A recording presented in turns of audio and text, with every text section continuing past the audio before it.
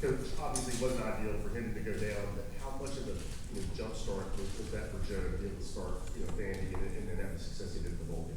Yeah, I think that's always big. There's no substitution for actual playing time on the field. As much as you want to rep in practice, as much as he does off the field, there's nothing like standing back there with live bullets. So, like you said, obviously not a great situation the way it occurred, but the fact that he got those 2 games under his belt before taking it over this year, huge for his development and huge for our team to see the level at which he played. They have a ton of confidence in him after that game. Ben, then Vince.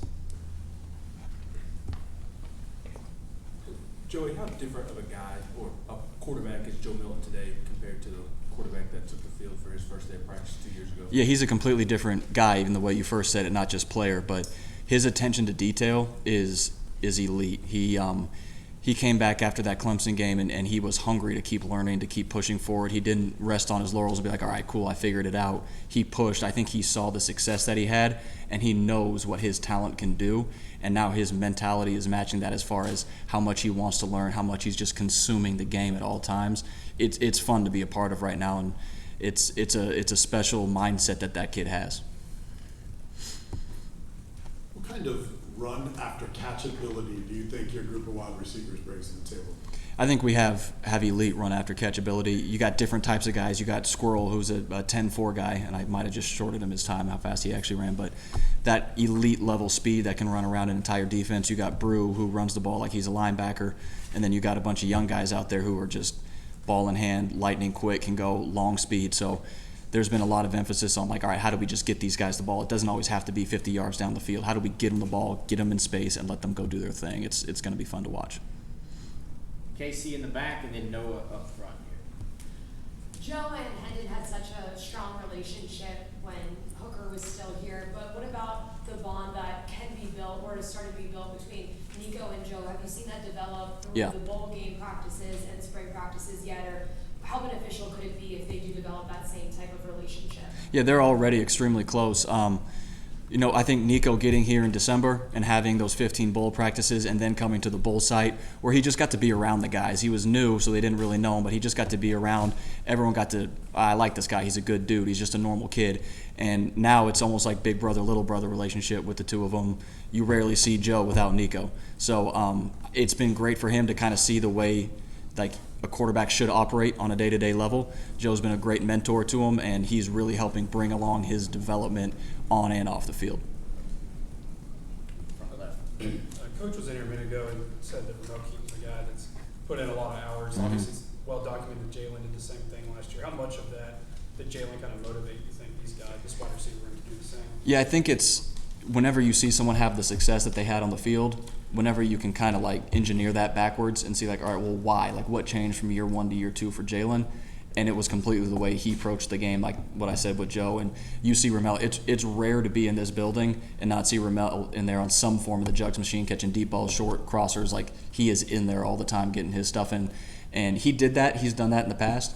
But I think he feels an opportunity. And he's to me, trying to mirror what Jalen did. I have an opportunity when Velus left, right? So he took the most of it. Well, now with some guys leaving the program, I think Ramel feels like he has that opportunity and he's putting in the work so he can try to take advantage of it. Ryan, second row here on the left, and then David up front. Is there a real significance to the chemistry Joe built with Ramel and Squirrel last year on second team, or is that something us in the media can kind of overblow?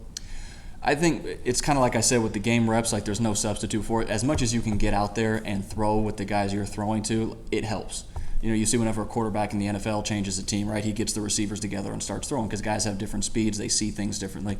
So it's absolutely an advantage that they've really had almost 2 years working together, and now they're all kind of trying to take that step up into the next role as well. So I don't think it's overblown, but not to say that he won't have great chemistry with Brew, you know what I'm saying, or the guys that have been here in the past. So it's a very helpful thing, but it's not just the end-all be-all for how that's all going to fit together. Joe, you mentioned that Joe has greater attention to details. What are some examples you've seen of that over the offseason? Mm-hmm. Secondarily, with as much experience as you guys have in the offense, how much can you add to tweaks and offshoots and stuff that you guys have done the first 2 years in the offense? Yeah, so for Joe, a lot of it is all right, not just knowing what the pass routes were. He could have told you what all the pass routes were. That's not what it was. But, okay, why are we calling things in certain situations? And if he's knowing the why we're doing things in certain situations, like why is this coming up as opposed to this, it helps him understand, well, where do I want to get with this ball? Where do my eyes start? In the run game, he can tell you all the calls that the O-line's making now, which helps him, well, if this is an RPO, am I reading this guy, am I reading that guy? What about pressure? What about field pressure, internal pressure? How are they picking up? Are they picking it up? He has a huge understanding of that now. It's extremely detailed, which allows him to just go play free. Just go let his talent take over because he's not trying to see everything at the same time. When you understand, like, I am protected or I'm not. This run is blocked or it's not. Well, now you can just get your eyes in the right spot and go be a big, talented guy, which he is. The second question was what? Just how much can you add to the offense in terms of tweaks or offshoots and stuff you guys think? Yeah, that's been a big focus of our offseason is, we are who we are, but we've got some guys with some specific skill sets that we feel like our job as a staff is to take those skill sets and let them show them off on Saturdays.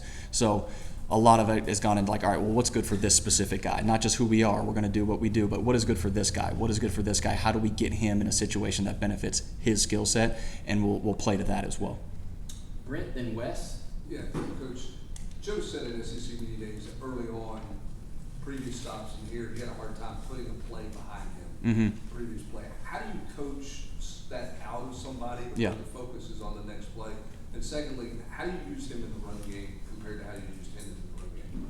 Yeah, a lot of that is just training the mind to anger doesn't help you. It's like, all right, cool. It's a quote-unquote failure on that last play. It's something that didn't go. Just file it away.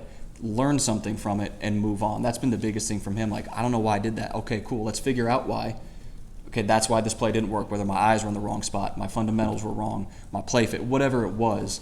All right, cool. Let's learn from that and then file it away and grow from it. That's been the thing that he's done. That's why you've heard what he said, like, I couldn't put plays behind me. It's because he was just thinking about them instead of saying, all right, let me learn from it.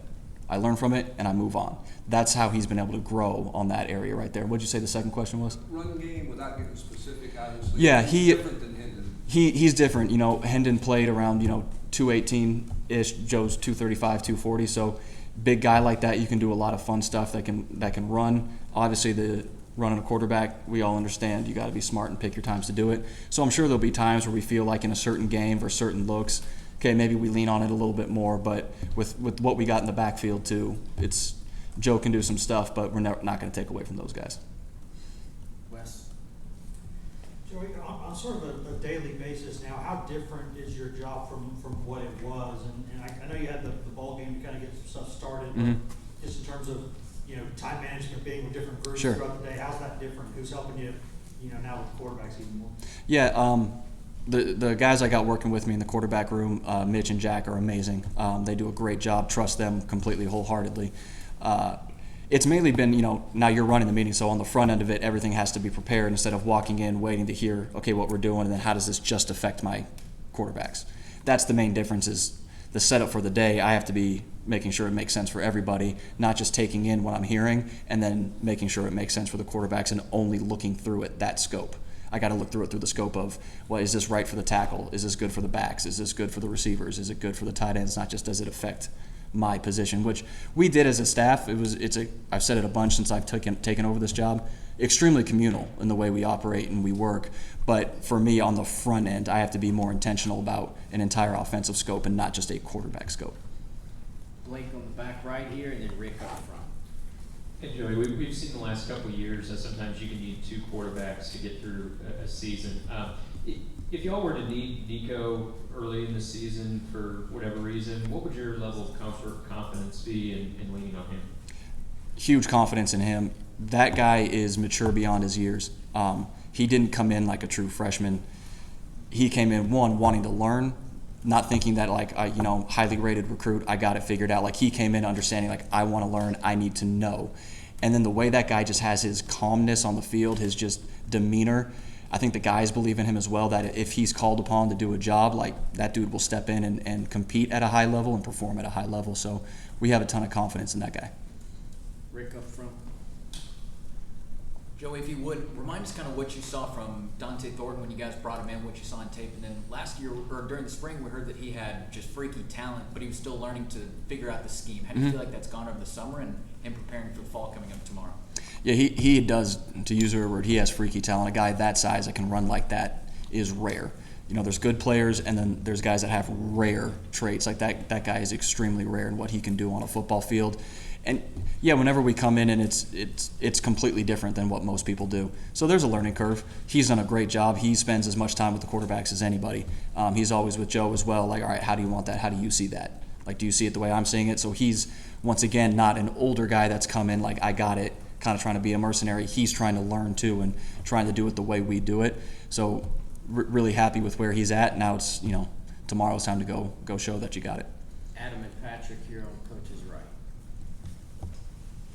We've asked about how much Joe knows about the offense compared to 2 years ago. How much do you guys as coaches know about Joe's skill set and how that can be utilized in the offense compared to 2 years ago? Yeah, his accuracy has grown so much. His touch has grown so much because he's dialed into fundamentally changing a little bit. He had the classic thing. He has a naturally powerful arm. So a lot of times you can just get away with things. He has taken a huge growth in using his lower body, not trying to rip the ball with his upper body every time, and his accuracy has just jumped through the roof right there. Now, with that big, powerful arm, like, he can put the ball out on the perimeters really quick. So, like, he gives you some ways to stretch the field, not just vertically with the arm, but laterally as well. So that guy can do anything you ask him to, and now he's doing it at a higher, consistent level. And that's why you're going to see the jump from that year one to now. Joey, Coach Halzle likes to talk about, particularly freshmen who get here early, when they go through the spring, to have the summer sort of review everything and get better, make a big jump. What are you hoping to see from Nico when you guys get on the field tomorrow? What are some of the things that you've seen him grow from what you saw in the spring? Yeah, I think he did a great job in spring. Just to start there is, getting thrust into the 2 reps, which a lot of freshmen come in and they're going against other freshmen. You know what I'm saying? Well, he's going in there against linebackers that have played 4 years of college football already and Coach Banks has his entire disposal of his defense at him. So he did a great job handling that. Anytime going from spring to summer, that is a huge time. Coach Hype's exactly right to make jumps in the quarterback position. So I'm looking for him to be more defined with his eyes, like not trying to figure out what am I getting, have a clearer picture of like that's what I'm getting, this is where my eyes go, and that's where the ball goes. So you just keep growing in that, and that's really quarterback play in general. Eliminating quickly, getting the ball out of your hand with accuracy. And that all comes from understanding more of your offense, more understanding of defense. Same thing I was saying with Joe, like, am I protected or not? Because if you don't know, you're going to watch the rush. So if you don't have to watch the rush because you know you're protected, your eyes are up and they're in the right spot. So all of the intricacies of quarterback play, that's where I'm looking to see that growth from spring to fall camp. To the back page of Carver. Brooke McCoy, now been in the program about a year now. Where have you seen him make most strides now being in the system a year? Yeah, he's done a great job. He's completely changed his body from getting here. The guy's in amazing shape. He has such an intricate knowledge of what we're doing and how we're trying to accomplish it now that it's kind of like I said with Joe. It's fun to watch him just go play now. And now a big, strong, fast guy is going and playing really strong and really fast. So it's been great to see him once again not be a transfer that feels like they got everything figured out. Hey, coach, just tell me the plays and I'll go play. Of actually wanting to improve himself, his skill set, all of that. And now you're going to see that once again. Like, I feel like he'll take another huge jump this year. Coach, you spend a lot of time with Hype and throughout the years. What to you makes him such a great offensive mind in football?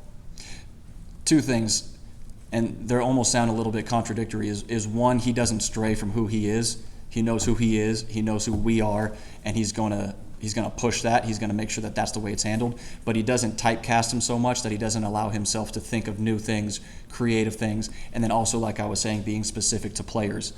He always asks the question, does that work for him? You come up with a cool play design. All right, I think this is all right, cool. Is that the right route for him? Is he good at that? Does someone else need to go there? Or does the whole thing need to get canned? So he makes you think of the actual players and not just the plays. Like he's going to stay true to who he is, but he's going to make sure what we're doing makes sense for the guy that's standing there on the field. Because if they're not ready to do it or they're not capable of doing it, doesn't matter how good the design is, it's not going to work. On the left here, Eric, then Ben.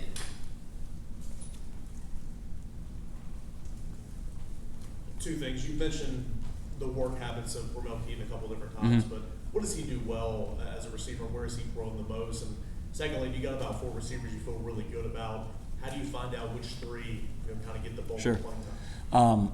Yeah, Ramel, he's an elite deep ball threat. You've seen that last year when he stepped in for Cedric. That guy can track a deep ball at a really high level, and he's got deceptively long speed on people because he's a long strider. So he's a great threat right there, and he has very natural ball skills.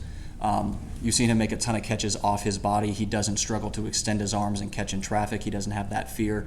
So his ball skills and his long speed are big attributes for us. What was the other part of your question? I How apologize. do you go about finding 3 receivers to play when you have 4 or 5 to like? Yeah, that's one of the best parts about fall camp right there is everybody's going to get their shot, and the guys that show that we can't afford to not have them on the field, they're going to be on the field. Doesn't matter freshman, sophomore, junior, senior. And we will play multiple guys. Like you said, we have multiple receivers we feel really, really comfortable with and confident in. And guys are going to play. That's going to help us in the long run of a long SEC season. What have you seen from Macaulay Castles this summer, making the jump from spring to fall, and how much has Jacob Warren been able to help them in his growth? Yeah, I think it's similar to what I was saying. You rarely see Joe without Nico. You rarely see Jay without Callie. So Callie, being older when he came in here, he had maybe less to do physically than the freshman. He's already a big, strong kid. He's since then actually put on about 15 pounds. He looks amazing right now, but he can run. He's a guy that can get in and out of his breaks really well. And not to keep repeating the same thing, but it's the same question as Brew and Joe. It's fun to see guys that have that kind of skill set when they get so comfortable in the offense that now they just go play, and they play fast and they play aggressive. And that's been since the very first time I talked to you guys a couple of years back. We're going to play fast and we're going to play aggressive. That's the non-negotiable here. So to see them being able to do it because they're actually comfortable in the scheme, it's when it gets fun. Last 2 questions, Vince, then Rob. What are you seeing going into camp and the competitions on the offensive line, specifically at left guard and right tackle? Yeah, losing JC, who played a ton of snaps here, and whenever you lose a top 10 pick, I don't care the position, it's hard to replace. But I think it's the same question with the receivers. We feel great about our young guys, some guys that came in mid-year. We feel like we're in a good spot, and whenever you have that kind of opening, that open competition, man, it just makes for practice to be intense and physical, and it really brings the best for the whole iron sharpen iron, because whenever there's true open spots, the guys go and they're trying to get them. So it makes for a great camp when you have those situations out there. Coach, with the nature of the quarterback position and the transfer portal these days, it's probably going to be rare to get 3 or 4 scholarship quarterbacks on your roster. Does that impact you as a play caller as it pertains to running the quarterback? Does that enter your mind at all? Yeah, I think it always is. It's probably even more now. Like you say, it's hard to keep a lot of scholarship guys in a room. We feel really confident with the guys we do have in the room, but I think there's always been that with the quarterback. That's always the question, right? Is he's a good runner, how much you really want to run that guy? Because no matter who you got, whenever you lose your starter, it's just hard. It's hard to come in the second quarter of an SEC game on the road. I don't care who you are. You're preparing as the 2 all week, and you're taking all your reps, and you're mentally ready to go, but you're coming in almost halfway through or a quarter of a way through a game that everybody else is already playing. It's just hard. So there's always that balance of how much do you run him versus how much is he going to create runs on his own when he scrambles. And you factor all that in. You try to do the thing that's, one, best for the team based on the scheme. What do we need to get to? But also allowing you to have longevity throughout the grind that is an SEC schedule. Thank you, Coach Halzle. Thanks, guys. Appreciate it. Both coordinators will be available again on the back end.